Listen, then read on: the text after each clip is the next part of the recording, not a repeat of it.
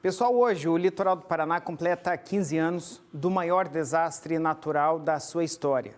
O 11 de março de 2011 ficou marcado pela tempestade que trouxe abaixo parte da Serra do Mar. Casas inteiras foram levadas pela enxurrada. Trechos da BR-277 também foram levados pela força da lama. 4 pessoas morreram naquela ocasião. 11 de março de 2011. O chão começou a tremer. Eu comecei a sentir um tremor nos meus pés, mas o que é isso? Aí que eu olhei para trás e eu vi aquilo vinha vindo, assim, uma coisa subiu, desceu. Quando ela desceu e subiu de novo, eu percebi o que estava acontecendo. Uma data que não sai da memória. Não. E assim, cada vez assim, você vai tendo mais consciência do que você viveu. Então isso não sai. Não sai mesmo.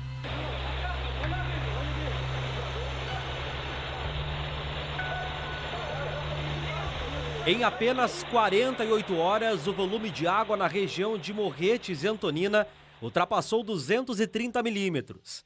A Serra do Mar não suportou. As encostas cederam, os rios transbordaram e uma onda de lama carregada com pedaços de pedras e árvores desceu as montanhas. O resultado?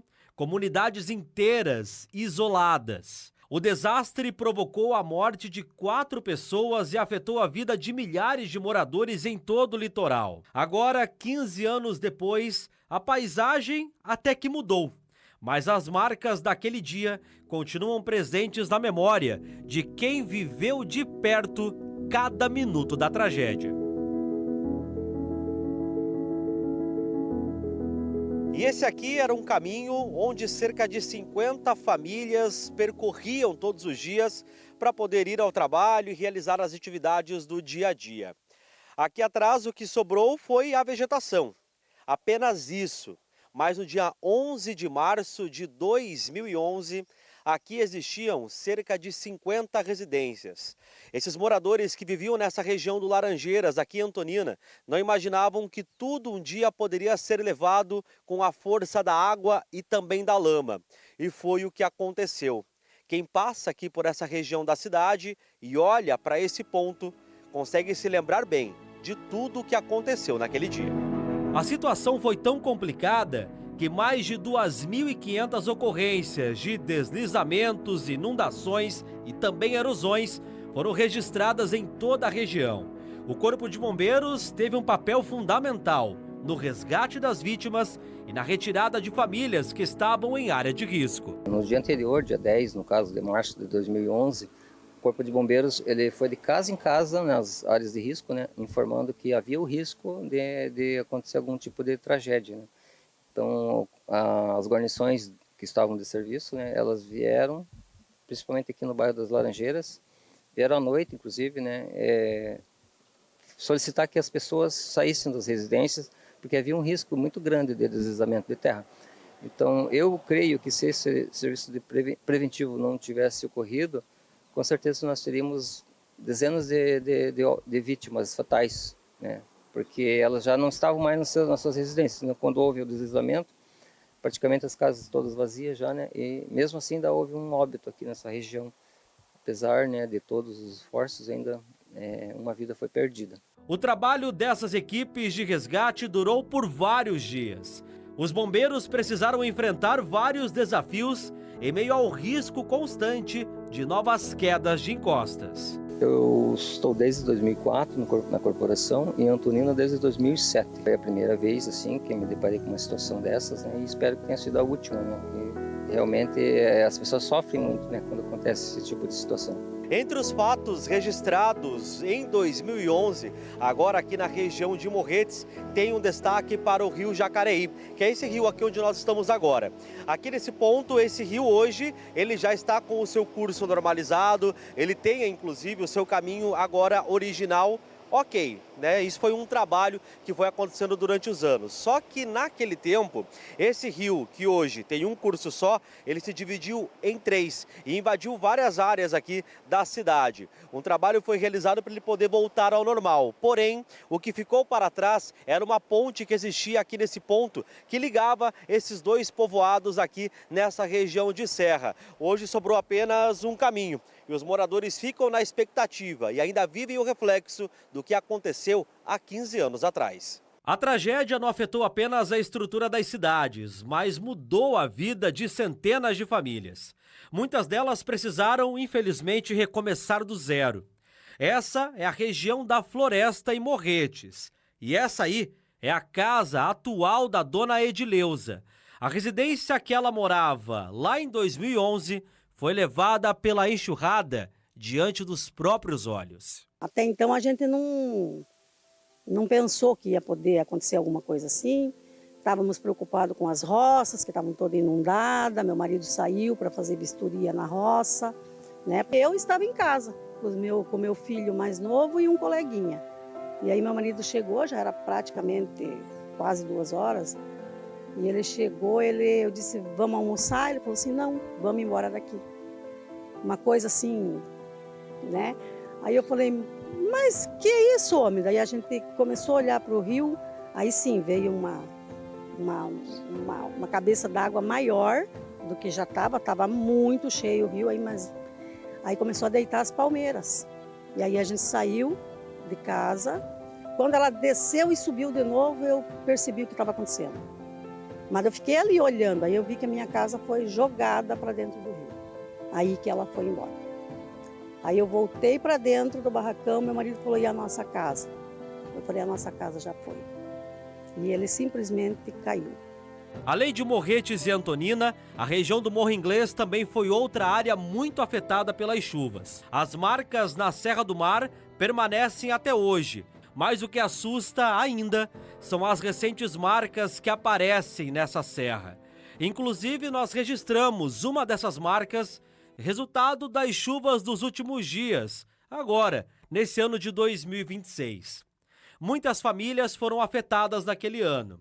Todas elas foram realocadas para conjuntos habitacionais construídos em áreas mais seguras.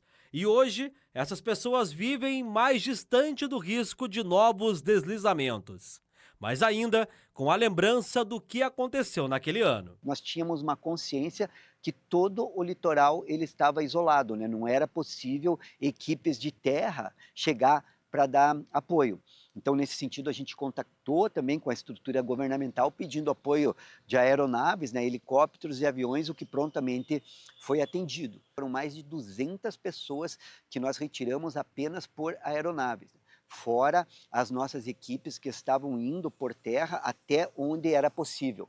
Nós tivemos muitos casos que eu me recordo que as nossas equipes reportavam para nós, olha, a gente chegou até tal ponto, daqui está impossível. Não dá para ir de carro, não dá para ir de embarcação, porque a correnteza está muito forte, não tem mais estrada, não tem mais ponte. E as pessoas ligando para nós desses lugares, falando, olha, a gente está em cima de árvore, a gente está no telhado de casas, né? Então, era uma luta ali contra o tempo. A tragédia de 11 de março de 2011 deixou cicatrizes na paisagem e na memória do litoral paranaense. Mas também revelou histórias de muita coragem. 15 anos após a tragédia, relembrar aquele dia é também uma forma de refletir sobre a importância da prevenção e do cuidado nas áreas de risco. Aprendemos, sabe o quê? Que a natureza, ela dá sinais. E hoje, a memória de quem viveu aquela tragédia continua sendo o nosso maior alerta.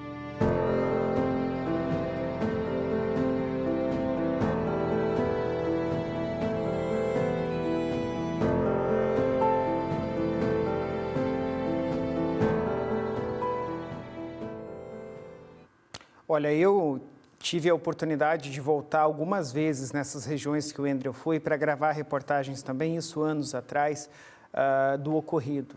São imagens desoladoras, famílias que até hoje têm um buraco nas suas histórias, porque, como disse a entrevistada mais cedo ali na reportagem do Andrew, viu sua casa inteira ser levada para dentro do rio. pessoas infelizmente morreram. Olha só, como é que você, vendo hoje a região aqui que a gente tem, rural de Paranaguá ou de Morretes, tão bonita que é, deste jeito aí, há 15 anos atrás, essa área toda, que é extremamente turística aqui da nossa região do litoral, estava assim. A BR-277 teve 2 trechos levados pela força da água. O asfalto simplesmente foi carregado pela força da água e pela lama. Hoje está tudo reconstruído. Tudo, entre aspas, a parte aqui que a gente usa mais, né? A BR está reconstruída, as pessoas saíram dessas casas, foram para outras, mas muita gente ainda mora nessas áreas. Olha só a Serra do Mar como fica até hoje, né?